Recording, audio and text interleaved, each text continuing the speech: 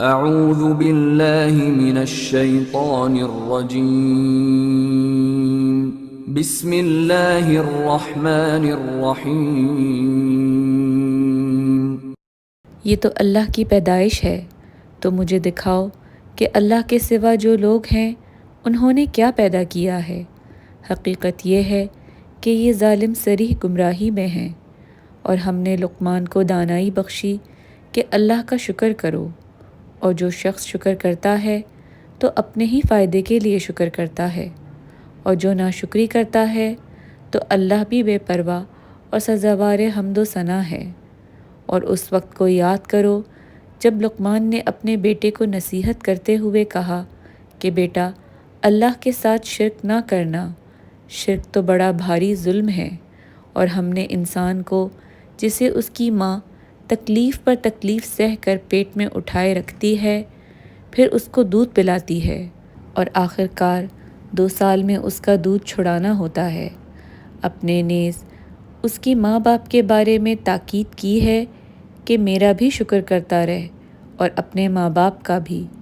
کہ تم کو میری طرف ہی لوٹ کر آنا ہے۔ اور اگر وہ تیرے در پہ ہوں کہ تو میرے ساتھ کسی ایسی چیز کو شریک کرے جس کا تجھے کچھ بھی علم نہیں، تو ان کا کہنا نہ ماننا،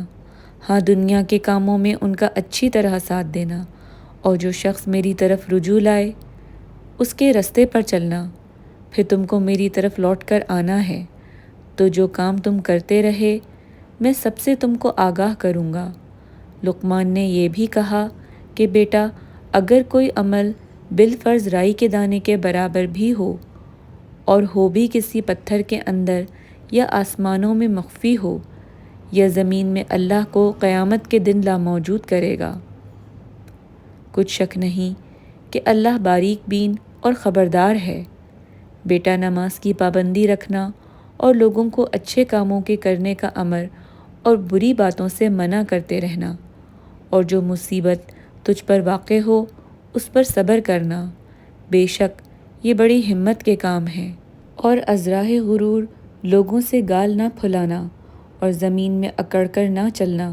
کہ اللہ کسی اترانے والے خود پسند کو پسند نہیں کرتا۔ اور اپنی چال میں اعتدال کیے رہنا، اور بولتے وقت آواز نیچی رکھنا، کیونکہ اونچی آواز گدھوں کی سی ہے، اور کچھ شک نہیں کہ سب سے بری آواز گدھوں کی ہے۔ کیا تم نے نہیں دیکھا کہ جو کچھ آسمانوں میں اور جو کچھ زمین میں ہے، سب کو اللہ نے تمہارے قابو میں کر دیا ہے، اور تم پر اپنی ظاہری اور باطنی نعمتیں پوری کر دی ہیں؟ اور بعض لوگ ایسے ہیں کہ اللہ کے بارے میں جھگڑتے ہیں، نہ علم رکھتے ہیں اور نہ ہدایت اور نہ کتاب روشن۔ صدق اللہ العظیم۔